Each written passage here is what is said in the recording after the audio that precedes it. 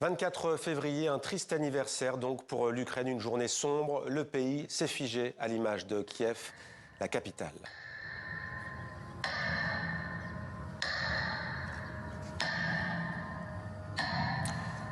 Une minute de silence, 4 ans, jour pour jour après l'invasion russe. Les Ukrainiens rendent hommage aux soldats et aux civils tués depuis 2022. Une journée qui a débuté avec la révélation d'un endroit clé de la résistance ukrainienne. Le récit de Lou Bureau. Un bunker enfoui sous terre et de longs couloirs débouchant sur une salle de réunion.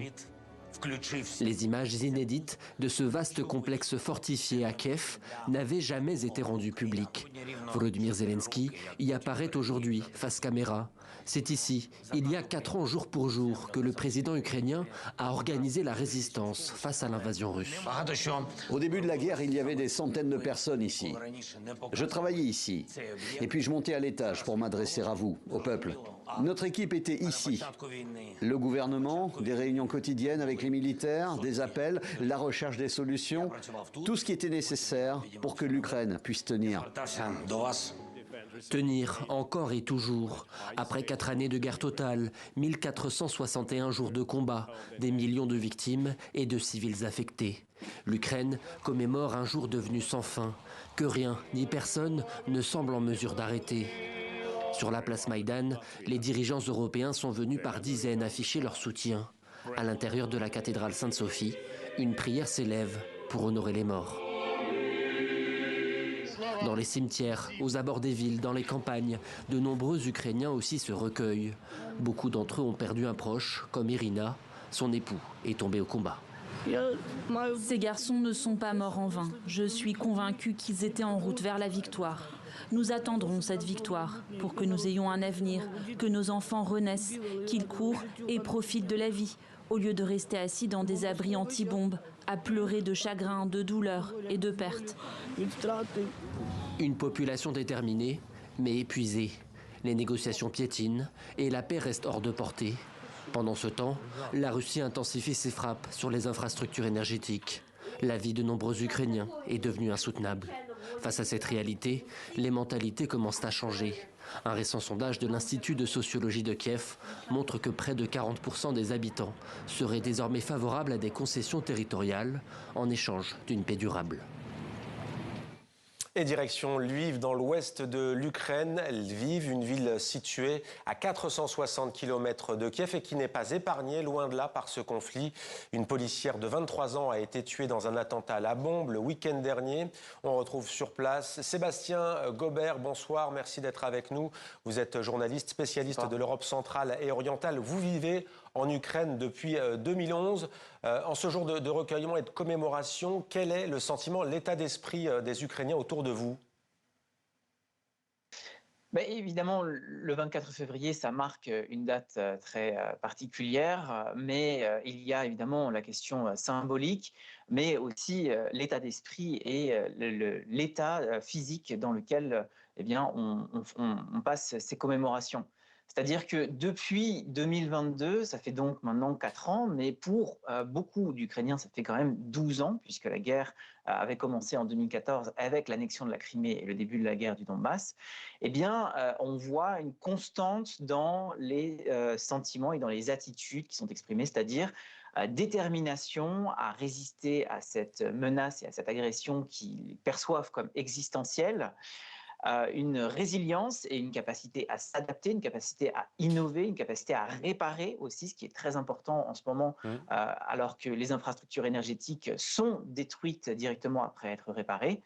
Mais ces derniers temps, et ça a été très bien dit dans votre sujet, on ressent ici une très forte lassitude et vraiment un épuisement. Et justement, Sébastien Gobert, fatigue, lassitude. Est-ce que la population est toujours derrière Volodymyr Zelensky? Le pouvoir ukrainien a-t-il toujours la confiance des citoyens?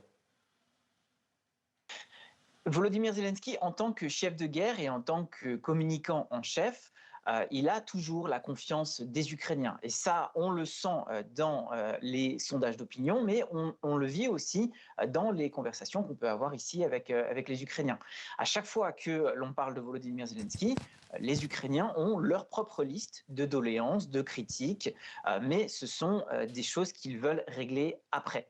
Pour l'instant, en tant que chef de guerre et en tant que communicant en chef, en tant que coordinateur de l'aide internationale, eh bien, les Ukrainiens que je rencontre et qu'on entend s'exprimer, eh bien, ils estiment que Volodymyr Zelensky fait le job et qu'il faut faire corps derrière lui. Donc ça ne pose pas de questions. Merci. Merci beaucoup Sébastien Gobert d'avoir été avec nous. Je signale qu'on vous retrouvera un peu plus tard dans ce journal. Ce sera dans 64 débats avec nos autres invités. Volodymyr Zelensky, justement, qui poursuit sa mission de porte-voix des Ukrainiens sur la scène internationale. Il a adressé un discours en visio aux députés européens. Il a été applaudi, vous l'entendez. 2 points précis ont été évoqués par le président ukrainien. La nouvelle aide de 90 milliards d'euros, bloquée jusqu'ici par la Hongrie, et l'adhésion de Kiev à l'Union européenne. À l'heure actuelle, une décision importante est sur la table. 90 milliards d'euros d'aide à l'Ukraine sur 2 ans. Il s'agit d'une véritable garantie financière pour notre sécurité et notre résilience, et elle doit être mise en œuvre. Je remercie tous ceux qui travaillent à la réalisation de cette aide. Merci à vous tous. Il est également important pour nous d'avoir une date claire de notre accession à l'Union européenne.